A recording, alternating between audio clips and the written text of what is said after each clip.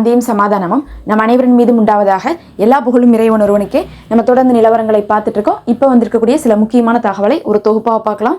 அதுலேயும் பார்த்தீங்கன்னா இன்னுமே நெத்தன்யாகு அமெரிக்காலேருந்து கிளம்பி வரவே இல்லை. ஆனால் அமெரிக்காவில் நெத்தன்யாகு இருக்கக்கூடிய இந்த நிலைமையிலேயே நியூயார்க் டைம்ஸ் இன்னைக்கு ஒரு அறிக்கை வெளியிட்டிருக்காங்க.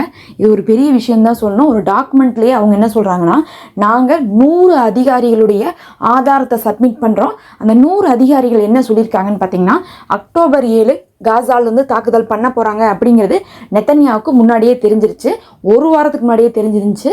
அது நினச்சிருந்தாருன்னா அவரே தடுத்திருக்கலாம். ஆனால் அதை தெரிஞ்ச உடனே அவங்க என்ன யோசிச்சாருன்னா, அங்கே இருக்கிறவங்களெல்லாம் பேசிட்டு இது நடந்தால் என்ன ஆகும்னு சொல்லிட்டு கேட்டுட்டு, இது நடந்தாதான் நம்மளுடைய ஆட்சி என்ன ஆகும், இன்னும் நீடித்துட்டு இருக்கும். ஏன்னா அந்த சமயத்தில் அவருக்கு ஊழல் வழக்கு இருந்துச்சு.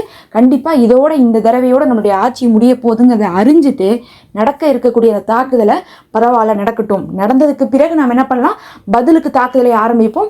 ஆரம்பித்தோம்னா நம்ம ஜெயிச்சிருவோம். அந்த ஜெயிச்சதவே காரணமாக வச்சு ஊழல் வழக்குலேருந்து வெளியே வந்துடலாம். அதே மாதிரி ஆட்சியும் பிடிச்சிடலான்னு சொல்லிட்டு தான் நெத்தன்யாகு இந்த போரை ஆரம்பிச்சிருக்காரு. அவருடைய ஆட்சிக்காக மட்டும்தான் இந்த ஒரு போர் நடத்தப்பட்டு இருக்கு.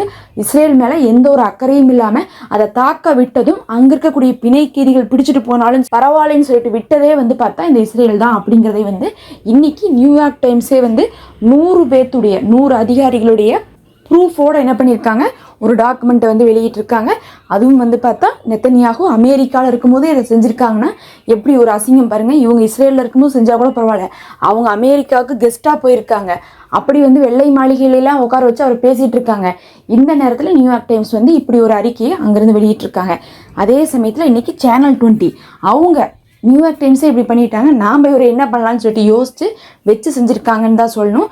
இன்றைக்கி ஒரு தலைப்பு போட்டிருக்காங்க, இன்னும் போர் நிற்கவில்லை, போராளிகள் சரணடையவில்லை அப்படிங்கக்கூடிய டாப்பிக்கில் இன்றைக்கி அவங்க என்ன பண்ணியிருக்காங்கன்னா ஒரு வீடியோ மேக் பண்ணியிருக்காங்க, ஒரு டாக்குமெண்ட்ரி வீடியோ. இது பார்த்திங்கன்னா சேனல் 20, அதாவது இஸ்ரேலுடைய சேனலில் இன்றைக்கி நடந்துகிட்ருக்கு. ஒன்று அமெரிக்காவில் இருந்து நியூயார்க் டைம்ஸ் டாக்குமெண்ட்ஸ் பில்ட் பண்ணாங்கன்னா, இவங்க என்ன பண்ணிட்டு இஸ்ரேலுக்குள்ள இருந்தே லெப்டினல் கர்னலை கூப்பிட்டு என்ன பண்ணியிருக்காங்க, இன்னைக்கு பேட்டி எடுத்து அதை ஒரு டாக்குமெண்ட்டாக சப்மிட் பண்ணியிருக்காங்க. அதாவது இஸ்ரேல் ராணுவத்துடைய ஐடிஎஃப்ல இருக்கக்கூடிய அந்த தரைவெளியுடைய ஸ்பெஷல் ஃபோர்ஸ் தான் அவங்க. அதனுடைய தலைவர் தான் லெப்டினல் கர்னல் ஏன்னு சொல்லுவாங்க. அவர் அப்படி தான் கூப்பிடுவாங்க அவருடைய பேரை. அவர் தான் இன்னைக்கு பேட்டி கொடுத்துருக்காரு. அதில் சேனல் 20ல் அவர் சில தகவல் சொல்கிறாரு. அதில் முதல் விஷயமா அவர் என்ன சொல்கிறாருன்னா, நீங்கள்லாம் நினச்சிட்ருப்பீங்க அங்கே இருக்கக்கூடிய எல்லா பில்டிங்குமே நாங்கள் அழிச்சிட்டோம், அதுக்கப்புறம் அங்கே எல்லாமே எங்களுடைய கண்ட்ரோலில் தான் இருக்குன்ட்டு. ஆனால் உண்மையாக சொல்லட்டுமா, நாங்கள் கடைசி வரையும் போராடி கொண்டே இருக்கிறோம். அந்த மாதிரி எதுவுமே பார்த்திங்கன்னா இன்னும் எங்களால் சாத்தியமாக்க முடியாமல் இருந்துகிட்ருக்கு. நாளைக்கு போர் நிற்குதுன்னா கூட நின்றுச்சுன்னு அறிவிப்பு வர்ற வரையும் நாங்கள் போராடி கொண்டு தான் இருப்போம். ஏன்னா நாங்கள் எந்த இலக்குமே அங்கே அடையவே இல்லை. எங்களுடைய வாழ்க்கையே அங்கே போராட்டத்தில் தான் இருக்குது. அங்கே அத்தனை பில்டிங் அழிச்சிட்டோம் அப்படின்னு சொல்லிட்டு இங்கே இருக்கக்கூடிய கவர்மெண்ட் அதை பெருசாக சொன்னாலும் சரி, எல்லாத்தையுமே எங்கள் கைக்குள்ளே தான் வச்சுருக்கோம், அங்கே ஆர்மி கண்ட்ரோலில் தான் காசாவே இருக்குன்னு சொல்லியிருந்தாலும் சரி, அது எதுவுமே உண்மை கிடையாது. நாங்களும் அவங்கள்ட்ட போராடிட்டு தான் இருக்கோம், அவங்களும் எங்கள்கிட்ட சண்டை போட்டுட்டு தான் இருக்கிறாங்க. அதில் என்ன ஒரு ஆச்சரியம்னா, அவங்க இந்த அளவுக்கு சண்டை போடக்கூடியவர்களாக இருக்கிறாங்க அப்படிங்கிறது எங்களால் யூகிச்சு கூட பார்க்க முடியல. அதுவும் நாங்கள் கடல் வழியாக இருந்தும் நாங்கள் தாக்குதல் பண்ணுறோம். அதாவது போட்டில் இருந்தும் அப்பப்போ என்ன பண்ணுறோம், ட்ரோன் அட்டாக் பண்ணுறோம், வான் தாக்குதல் பண்ணுறோம், அதாவது விமானத்தை கொண்டு குண்டு போடுறோம். அதுவும் இல்லாமல் தரை வெளியில் என்ன பண்ணுறோம், வாகனங்களை வச்சு முன்னேறி தாக்குதல் பண்ணுறோம், துப்பாக்கி சூடில் ஈடுபடுறோம், பத்தாவதுக்கு என்ன பண்ணுறோம், ட்ரோன்களை அனுப்பி கண்காணிக்கிறோம். இத்தனையுமே பண்ணுறோம். ஆனால் எங்கிருந்து தான் அந்த 14 குழுக்கள் வெளியே வராங்கன்னு தெரியல. எங்கே தான் அவங்க என்ன பண்ணுறாங்க, பிளான் பண்ணுறாங்கன்னு எங்களுக்கு தெரியல. எல்லாத்துக்கு மேலே எங்களை விட அவங்களுடைய உளவு தகவல்லாம் கரெக்டாக இருக்குது. அவங்களுக்கு நாங்கள் காசாவில் எந்த பகுதியில் இருக்கிறோம், மீட்டிங் எங்கே நடக்குது, எங்களுடைய ஆயுதங்கள் எங்கே குவிக்கப்பட்டிருக்குன்னு சொல்லிட்டு அவங்க நல்லா தெரிஞ்சு வச்சுருக்காங்க. எங்கள் மொசாட்டுடைய தகவலை விட அவங்களுடைய தகவல் துல்லியமாக இருக்குது. கரெக்டாக சரியான நேரத்தில் என்ன பண்ணுறாங்க, அடிச்சுட்டு போயிடுறாங்க. அவங்க நடத்தக்கூடிய தாக்குதல் எதுவுமே ஒரு யதார்த்தமாக நடக்கக்கூடிய தாக்குதல் கிடையாது. ஏதோ ஃப்ளூக்கில் அடிச்சிட்டாங்க அப்படின்னு சொல்ல முடியாது. அவங்க துல்லியமாக மட்டும்தான் தாக்குதல் பண்ணுறாங்க. அப்படிங்கிறத வச்சே தெரிஞ்சுக்கலாம் அவங்களுடைய உளவு தகவல் தான் எங்களோடதை விடவும் சிறந்ததாக இருக்குது. அதோடு சேர்த்து அவங்க எங்களுக்காக யுக்திகளை மாற்றிட்டே இருக்காங்க. நாங்கள் ஒரு இடத்துல வந்து அந்த யுக்திகளை கண்டுபிடிக்கிறதுக்குள்ளேயே எங்களுக்கு என்ன ஆயிடுதுன்னா நிறைய பேர்த்த இழந்துடுறோம். அப்படி இழந்ததுக்கு பிறகு நாங்கள் யுக்திகளை கண்டுபிடிச்சிட்டோம், இவங்க இந்த மாதிரி தான் பண்ணிட்டு இருக்காங்கன்னு நாங்கள் வந்து கண்டுபிடிக்கும் போது என்ன ஆயிடுதுன்னா அவங்க அடுத்த யுக்திக்கு போயிடுறாங்க. எங்களுக்கு நாங்கள் கண்டுபிடிச்ச யுக்திகள் பயன்படுறதே கிடையாது. ஏன்னா ஒரு யுக்தி கண்டுபிடிச்சோம்னா அதை முறியடிக்கிறதுக்கான ஒரு வழியை இவங்க யோசிப்பாங்க. ஆனால் அதுக்கான அவசியமே இல்லை, அவங்க வேற வழிகளுக்கு போயிடுறாங்க. இந்த 1.25 வருஷ போரில் பல யுக்திகளை அவங்க தான் கையாண்டிருக்காங்க. நாங்கள் எந்த ஒரு யுக்திகளையுமே மாற்றலை. உள்ளே வரும்போது என்ன சொல்லிட்டு வந்தோம், 6 நாளில் போரை ஜெயிச்சிருவோன்ட்டு வந்தோம். இன்னைக்கு வரையும் வந்து பார்த்தா நாங்கள் ஒரே மெத்தடில் தான் போர் செஞ்சுக்கிட்டே இருக்கிறோம். எங்கள் இடத்துல பெரிய யுக்திகள் எதுவுமே இல்லை. ஆனால் அவங்கள இடத்துல தகவல் துல்லியமாக இருக்குது. தகவலுக்கு தகுந்த மாதிரி யுக்திகளை மாற்றுறாங்க. அதுக்கப்புறம் அவங்களே மீள கட்டமைத்துக்கிறாங்க. அவங்களும் எங்கள்கிட்ட அடி வாங்குறாங்க. அடி வாங்கினதோட அதோட அழிஞ்சு போயிடுறாங்களா, அடங்கி போயிடுறாங்களான்னா கிடையாது. அதே குரூப் மறுபடியும் என்ன ஆயிடுறாங்க, மறுபடியும் ரீபில்ட் பண்ணிக்கிறாங்க.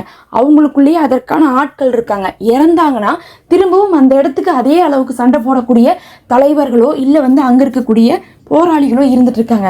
ஆனால் எங்கள்கிட்ட வந்து நாங்கள் இழந்துட்டோம்னா அதை வந்து மீட் எடுக்கிறதுக்கான ஆட்களே கிடையாது.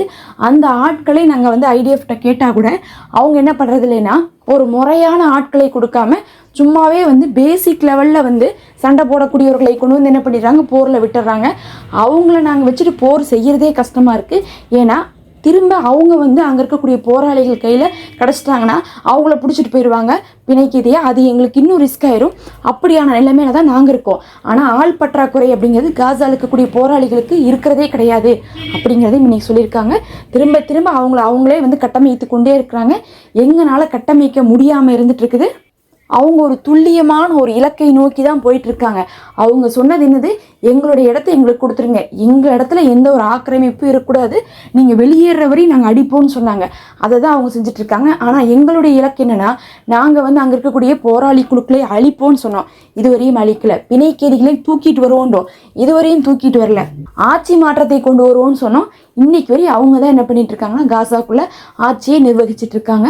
எங்கனால எதுவுமே செய்ய முடியல அப்படிங்கிறதை வந்து இன்னைக்கு அந்த லெப்டினன்ட் கர்னல் ஏ அப்படின்னு சொல்லக்கூடிய நபர் வந்து புலம்பி தள்ளி வச்சிருக்காரு. சேனல் 20ல தான் சொல்லணும். இத்தனையும் சொல்லிட்டு அந்த மனுஷனே வந்து என்ன சொல்றாருன்னா, இதுவரையும் 2 லட்சம் மக்கள் வந்து என்ன ஆயிருக்காங்கன்னா காசாக்குள்ள இறந்துருக்காங்க, அதே மாதிரி காணாமல் போயிருக்காங்க, அதே மாதிரி படுகாயமடைந்திருக்காங்க. இந்த 3 பேர்த்தையுமே சேர்த்தோம்னா மொத்தமாக படுகாயமடைந்தவங்க, இறந்தவங்க, காணா போனவங்க மட்டுமே 2 லட்சம் பேர் வருவாங்க. அதில் அதிகமானவங்க குழந்தைகளாக தான் இருக்காங்கன்னு சொல்லிட்டு அந்த மனுஷனே வந்து என்ன பண்ணுறாரு, உண்மையை சொல்கிறாரு. இதில் வந்து ஏற்றம் தாழ்வு இருக்கும் எண்ணிக்கையில் இது வந்து ஒரு துல்லியமான கணக்கு கிடையாது. அவங்க சொல்கிறாங்க 2 லட்சத்து வரை வரும். ஆனாலும் அதை வச்சுட்டு எங்களால் எந்த இலக்குமே வந்து பார்க்க முடியல. உணவுகளும் அங்கே போகிறதில்ல, மருந்துகளும் அங்கே போகிறதே இல்லை. நாங்கள் வந்து அங்கேயே தான் இருக்கிறோம். இதை மீறியும் அவங்க எப்படி வந்து இவ்வளோ நாள் தாக்கு பிடிக்கிறாங்க அப்படிங்கிறது எங்களுடைய மூளைக்கே எட்டவே மாட்டேங்குது. எந்த வெளி தொடர்புமே அவர்களுக்கு இல்லவே இல்லை. இருந்தாலும் அவர்கள் என்ன பண்ணுறாங்க, தாக்கு பிடிக்கிறாங்க. எங்களுக்கு உலக நாடுகளுடைய எல்லா தொடர்புமே இருக்குது. ஆனால் எங்களால் தாக்கு பிடிக்க முடியல. எங்களுடைய வரலாற்றிலே நாங்கள் இப்படி ஒரு சண்டையை நாங்கள் பார்த்ததே கிடையாது, இனிமேல் நாங்கள் பார்க்க போகிறதும் கிடையாதுன்னு சொல்லிட்டு அந்த மனசை வந்து உளறி கொட்டி வச்சிருக்காரு. இதெல்லாம் தான் இப்போ வந்து முக்கியமான தகவல். நம்ம அடுத்த ஒரு காணொளியில் சந்திப்போம். தொடர்ந்து இணைந்திருங்கள்.